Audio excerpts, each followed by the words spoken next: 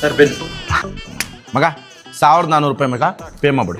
ನನ್ನ ಹತ್ರ ದುಡ್ಡು ಕಡಿಮೆ ಇದೆಯೋ? ದುಡ್ಡು ಕಡಿಮೆ ಇದೆಯಾ? ಲೇ ನನ್ನ ಹತ್ರ ಎಲ್ಲಿದ್ಯೋ? ನನ್ನ ಹತ್ರ ಇಲ್ದಿರೋದಕ್ಕಿಂತ ನಾನು ನಿನ್ನ ಕರ್ಕೊಂಡ್ ಬಂದಿರೋದು. ನನ್ನ ಹತ್ರ ಸತ್ಯವಾಗ್ಲೂ ಇಲ್ಲ ಗುರು. ಆಯ್ತು ಬಿಡು, ನಾನೇ ಕಟ್ತೀನಿ. Sir scanner ತೊಗೊಂಬನ್ನಿ. ಮಗ ಬಿಲ್ಲು 550 ರೂಪಾಯಿ. ಮಗ ಈ ಸತಿ ಆದ್ರೂ ಕೊಡು.